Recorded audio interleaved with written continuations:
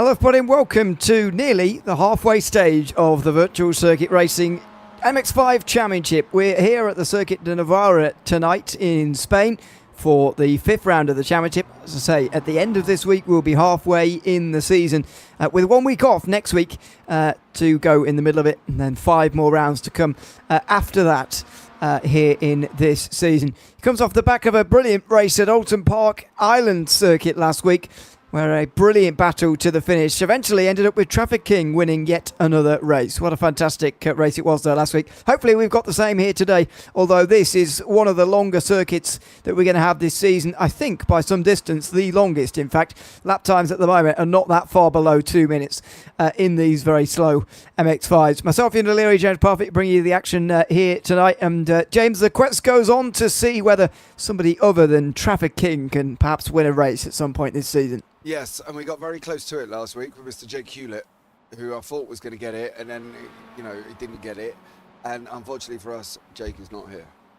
And as you can see from the standings on the left-hand side, Mr. Traffic King is out in front. So, I don't know. I'm hopeful, but I'm not that hopeful. I've got to be honest. But there we go. And that reflects in the championship standings. Yep, indeed it does. Traffic King currently leading the way with 100 points. He's 330 points, in front of Luke Woodhouse. Matthew Addy is in third, only just in front of Lee Saville. Chris McIntosh is tied for fifth with Dave Price, with Josh Haythwaite down in seventh. He's been struggling at times this season. Then Darryl Moss, Juan Cicera and Stephen Bosworth running out the top 10. Then we've got Liam Joyce outside the top 10 along with Dan Buckingham, Ben Givens, Tom Herrera and Luke Burton in the top 15 of our championship standings. So that's how we stand now. A little bit less in the way of numbers here tonight, but it is a free circuit, so maybe just one reason or another keeping people away this week. We're right up towards the northern part of Spain, not too far away from quite a rainy part of Spain, actually, if you can believe it, up in the north. The conditions are looking rather nice here today, though. It is the middle of May, so conditions a little bit higher than what you might see at this time of year. Otherwise, 39 degrees Celsius down on the racetrack. And, of course, the time is frozen at 1:10 in the afternoon.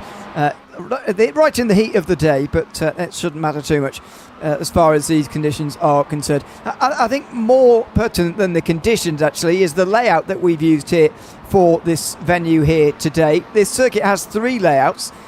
This is not one of them anymore, by the way, because as seems to be iRacing's look sometimes, the layout changed very soon after it was scanned, so this was inaccurate quite quickly.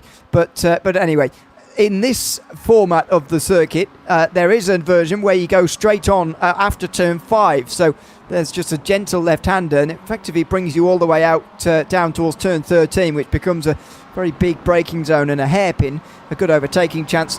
Effectively makes the circuit look a bit like a sort of Dorito, and it's not very technical in its nature. That's not the one we're using today, nor is the very, very short version, which cuts off between turn 11 and turn 6.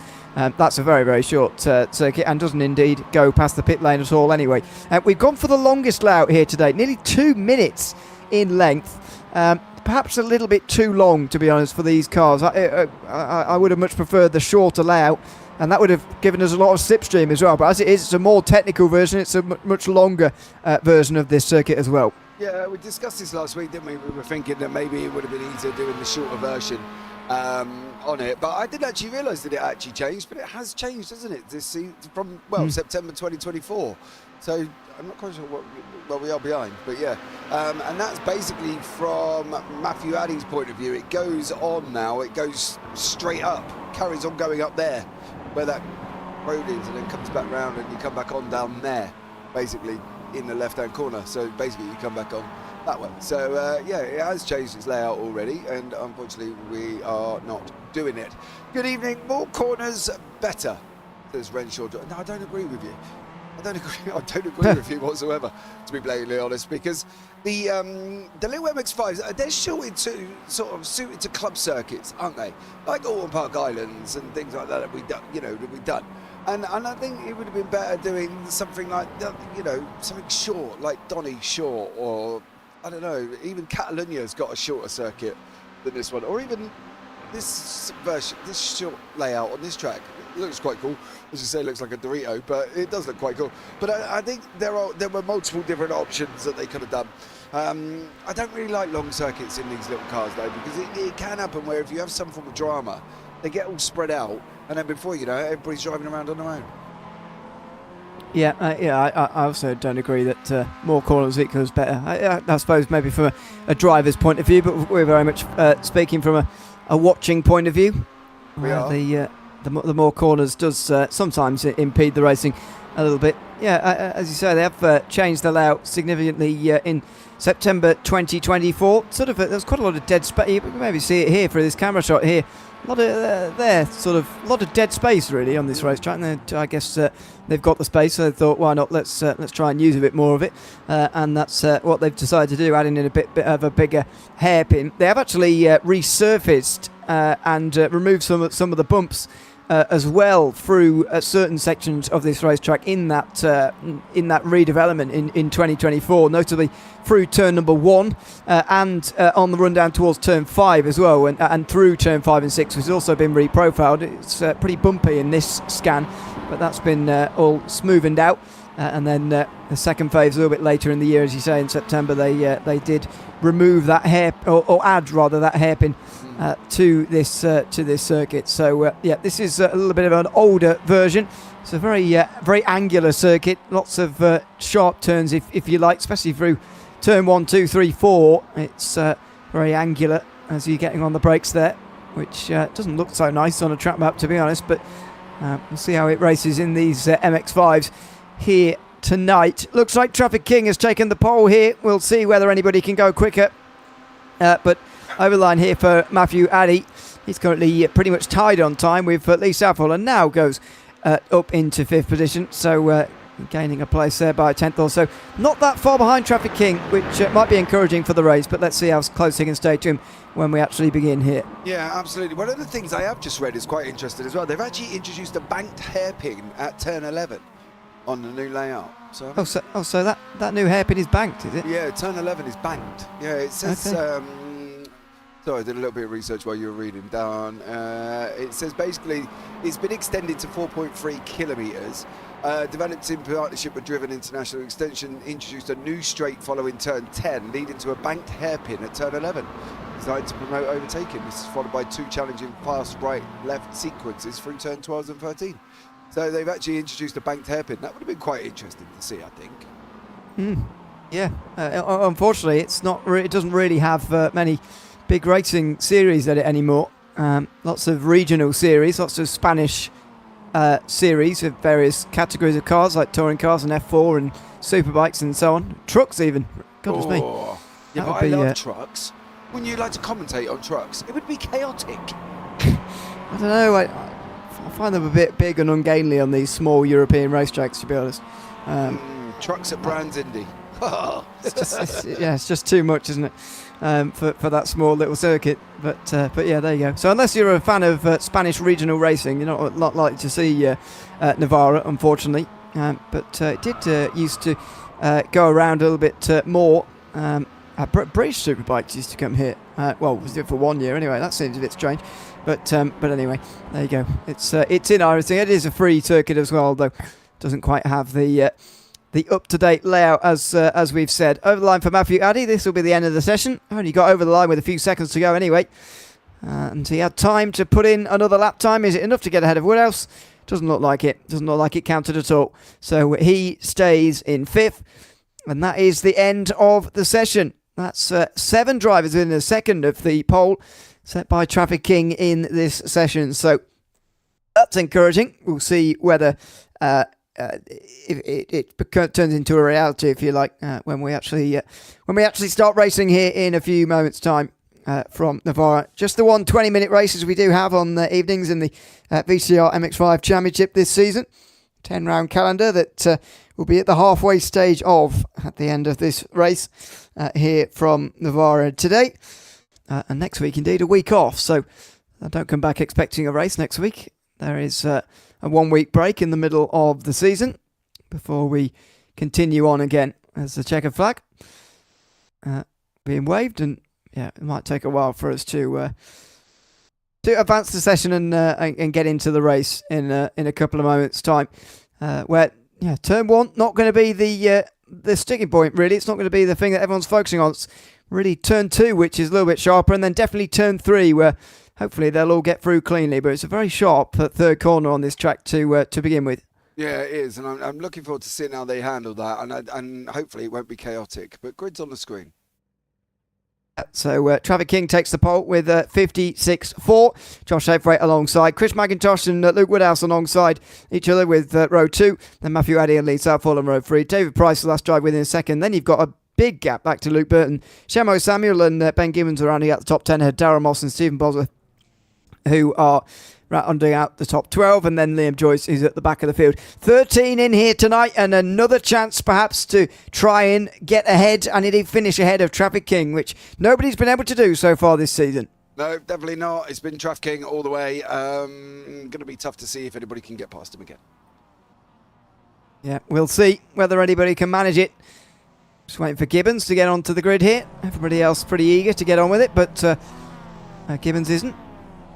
Somebody revving their engine there, just trying to get rid of a bit of fuel, and maybe it doesn't make much of a difference really on the start line. I wonder if this is a 2-minute gridding process that Gibbons is going to make us wait for the whole off. It's entirely possible. It is entirely possible. We've got a minute and a bit left to go there. Once again, Renshaw went to see truck racing at Donington last year. Was excited, more excited than expected. He went 3 wide down Crazy Curves. I bet that was exciting. Yeah, that does sound impossible almost, but there you go. Lots going on then here from Navarra, and we are underway here tonight. Oh, a non-starter. Somebody started in reverse there. Shamo Samuel went in reverse. That is something you do not see very often. Going backwards off the start, and Chris McIntosh might have jumped the start because he's got a black flag next to his name as well. Addy and Woodhouse are going to get straight past him. It's going to be Traffic King versus Josh Haythwaite into the first couple of corners, and it might be them two for battling for the victory here this afternoon, but let's see. King keeps the lead through turn 1, 2 and 3, and Haythwaite will try and hold on to second. He should do in front of Woodhouse, then Addy, and Chris McIntosh has made a disastrous error there to jump the start, and that will put him right at the back of the field. Yeah, we'll have a look back at that very, very shortly. Poor old Shamoy, if he ain't going around in circles, he's going backwards on the grid. He as well, poor little man. But yeah, it's been an interesting start. Unfortunately, Haythwaite couldn't get over King at the beginning, and I've got a funny feeling we might as well just say King's going to win and go home. To be blatantly honest, because I think it's going to be very difficult for anybody to keep up with him, especially if Woodhouse doesn't want to play ball with Haythwaite and Addy doesn't want to play ball with any of them.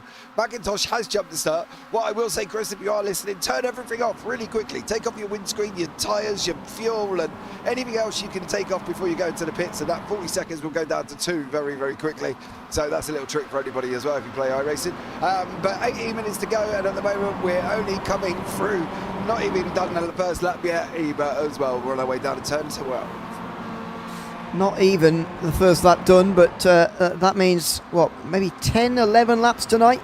Maybe only 10, actually, which is not very many for this series. Haythwaite not letting Traffic King go, though. He is staying there or thereabouts. Here as McIntosh comes in straight away. It's probably the smart thing to do. If he stays out, he's just going to be in more traffic, so he's going to get out of that now, and he's going to drop to the back of the field. Gibbons had also had issues here on this opening lap, so there is trouble further behind, but the end of the opening lap, King is leading the way. Not a great run out the final corner, though, and Josh Haythwaite has got a run on him as they come over the line to finish this first lap. Here comes Josh Haythwaite on the way down towards turn 1. Big slipstreaming chance here on the front straight. It's a long straight for these cars. They spend a long time on it, and Haythwaite's going to get to the lead here. It might be brief, though. King's around the outside through turn 2, then turn 3 as well. He's cut him off nicely through turn 3, and he's gotten back to the lead. He's on a big squeeze there, but Woodhouse is trying to follow through, and this is the problem for Haythwaite that always puts off the second place driver from challenging for the leader. It's because there is always a driver behind who wants to retake the place as well. Here comes Woodhouse on the inside of turn 6, and he's through. They've got to make sure that they coordinate this, though, so that Traffic King doesn't get too far away. Now, what does Haythwaite do? Surely he's got to tuck back into line and let Woodhouse try and close that gap again to Traffic King. Otherwise, the leader is going to be a long way in the distance. Yeah, he's got to get him down in through that last corner and get him onto the straight and see whether or not Woodhouse is going to keep up with him. If he ain't, Haythwaite's got to clear him. That's the easiest thing. Haythwaite has decided, actually, I'm not waiting, I'm going now. And he goes and clears him, and job done for him. He's now got to go again to try and get near Traffic King. He nearly got 8 attempts already. These 4 battling away there. You just see Dave Price's livery in the background as well. Lightning McQueen looks absolutely amazing. Dave, good choice, well done. But Josh has got to go at him now, and he's got to try and hold him as well, because what he did do is going through turn 2, he kind of really tightened it up and scrubbed his speed off. That allowed King to go around the outside. Now, I'm not an expert like Travis and driving, right, or Josh is, don't get me wrong. I thought he might have opened up the steering a little bit more. Opened it up and just allowed the car to run out and give Trav something to think about. Give him, get him on the brakes or scare him somehow, but he didn't really do anything. King is not getting very good runs out the final corner. I'm not sure what it is, but that's 2 laps in a row now. Admittedly, there have only been 2 laps, but just seems that he's not quite getting the run he needs onto the front straight here. He's got enough of a gap this time, I think, to hold off Haythwaite, although the slipstream is only going to be multiplying the bad exit in towards turn 2. It's not quite a break. This is why I don't really like these first few corners. The first proper sort of bit of a braking zone, there's such a narrow racing line through there. It's very difficult to get down the inside. King makes an error. Oh, how many times have we seen that this season? He had to lock it up there and save the spin as he went through turn 3. That is something you don't see every day. Outside line now for Haythwaite. This did not serve him well in his battle with Woodhouse last lap. This was the scenario for second place. Now it's for the lead. Haythwaite's still there. Can he stay alongside for turn 7? He can't. And there's Trevor King going deep into turn 6 to make sure Haythwaite couldn't do it. Haythwaite instead goes for the cutback here in towards the next right-hander. He'll have to go a long way around there, and King just about gives him the room. He couldn't shut the door because Haythwaite was still there through turn 8. Now where does Woodhouse go? He's going to follow Haythwaite by the looks of it. Addy is looking very restless at the moment, weaving around in the background. In towards turn 9. Haythwaite can't get it done. Oh dear, look at the traffic jam being created by this. King still on the defensive. Does Haythwaite go to the inside here? No, he doesn't. It's creating a stuck up behind as Southall gets past Addy for 4th as well. Lee Price, contact in the back. Addy and Price got contact in the back. I actually thought Haythwaite was going to lose his nose there to Luke Woodhouse. I'm not going to lie, I thought Woodhouse was going to spin him, and Woodhouse was going to lose his nose, because it was Woodhouse on the inside. If he hadn't gone up the curb, I think there would have been accidents, but Woodhouse went up the curb at the corner and may have just about avoided it, which was absolutely amazing.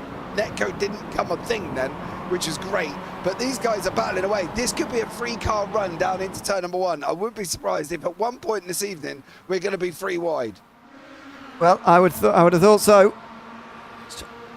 It's surprised me so far, I've got to say, this circuit for racing. It's been positive so far. Now Haythwaite gives the push to King.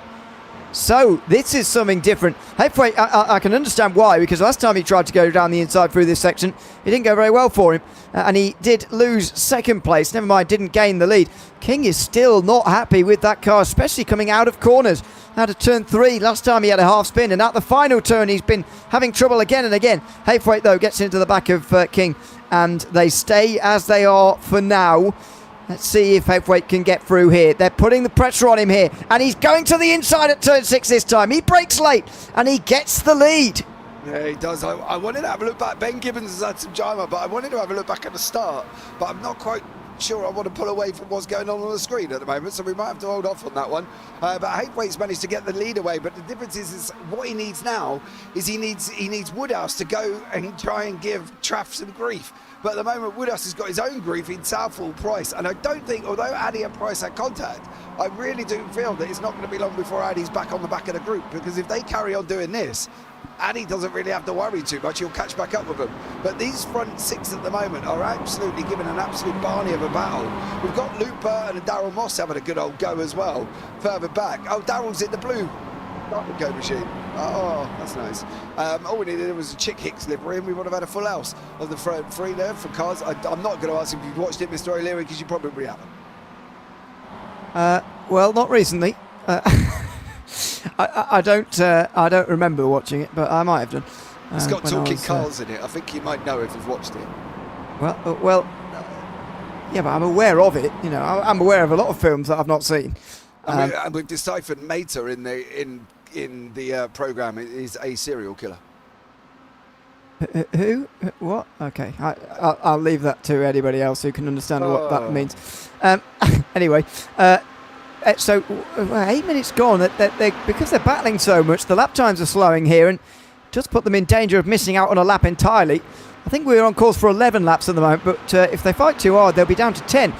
Burton, meantime, gets past Darryl Moss. That's pretty easily done. I'll say it's getting past, I suppose, staying in front of in 7th. And Haythwaite is going to have to watch himself here. King all of a sudden looking much more comfortable as he's the chaser, trying to get down the inside of Haythwaite, but not able to do it here. This front 6 staying locked together at the moment. And here comes King on the outside, is it? Inside? Neither. And Haythwaite able to keep the lead again. Yep, this is a good battle for the lead. And again, for the second week in a row, King's domination of this series coming into question again. Yeah, and the thing is, they're slowly just edging away from the guys behind as well. King's got to sense it up the inside. Too deep. Yeah, is he going to be able to get back? Haythwaite's going to come back underneath him. He's going to stop. They're going to go side by side through this complex now as well. This is a run down through turn 10 into 11. King's got the inside line. Oh, Jesus, where did Woodhouse come from? Oh. Well, Woodhouse tried to make use of that and get down the inside. That wasn't a very good idea. It also sent Southall out of his rhythm, and that puts Dave Price up into 4th place. They're fighting now. They might well split this group in half now because of this. Oh, contact again. Oh, and a bit more contact. Addy tries to get through on Southall there, and they very nearly took each other off the road completely down there at turn 12. They're going to get away with it, but they are losing the front group. Look at the gaps now. It was about to happen at some point, I suppose. And now the spin. The group definitely splits apart now as Dave Price spins out the final turn. Yeah, unfortunately for him, he did, but that's allowed Addy and Southall. Addy's caught back up and gone through. Great job from them. Haythwaite and King are almost nose to tail as well. Haythwaite trying to go up the inside, is he? He's pushing King along. He's trying to get the group away. The problem is this could lead to a really bad scenario for Luke Woodhouse. He's not really catching up with the front 2, and he ain't getting caught from the 2 behind. So at the moment, he could be just driving around all on his Todd at the moment, but he's hoping that these 2 keep doing this, and that should allow him to get back home. Renshaw and YouTube chat, the Mater serial killer theory is both disturbing and hilarious at the same time, and I agree with you. I am going to until you watch the film, you ain't going to know. This is the thing, Mater is a tow truck, and he lives in a junkyard. Oh, I see. That's full of car parts. Well, the cars are real, and they talk and have lives and get married and somehow manage to have children. But that's the theory of him being a serial killer, because he lives in the junkyard with the car parts that come from cars. I didn't recognise the name, but I can. I can see that now. I understand. Meantime, battle for the lead continues. King and Haythwaite still. King in the light blue and white with Haythwaite in the black and red. On the outside. Oh, that's a missed apex for King. And Haythwaite is going to be pushed wide. Woodhouse closes as a result. Southall and Addy might be able to get back in as well if these 2 continue to fight for the lead like this, which it looks like they will do. Yeah, it's going to be back to a 5-car fight again. King, Haythwaite, Woodhouse, Addy, Southall. Price is driving around. He's pretty much all on his own at the moment. Jamoy Samuel has got McIntosh, who's just gone past him. They just missed the overtake. That was on the run down into turn number 13, and he's managed to get through. Darryl Moss is still having to go with Luke Burton, who's in the 43 Dynaco machine. They've got Dave Price basically just there, just see to go through at the bottom, so that could be an interesting one if they all come together very, very shortly. But Truff King, Josh Haythwaite still on their way down that main straight, coming down into turn 1. Haythwaite again tucked in behind King, not really making the move. Nope, not this time. He's been burnt before by going down the inside at turn 2, so he's not doing it again here in this race. Got a good exit again there out of turn 3. But the question is just going to be whether he can convert now, because we've seen this now on a couple of occasions, especially last week, where Haythwaite was close in behind Traffic King, and there were a number of drivers actually at times who were challenging for the race lead in that race, but they still weren't able to execute and actually win a race. Can they finally do it this week? Because it'd be a big blow to them, I feel, if Goes through the first half of the season without losing a race here, Trafficking, despite the pressure he's come under. Yeah, and he nearly went, he was up on 2 wheels then. That would have been an interesting scenario at the same time here. Moss has lost a position to McIntosh. Chamoy looks like he's just had some drama, and he has, unfortunately. Looks like he has just been off on the circuit. We'll have a quick look why these guys are fighting out. That's McIntosh, Moss and Burton in front.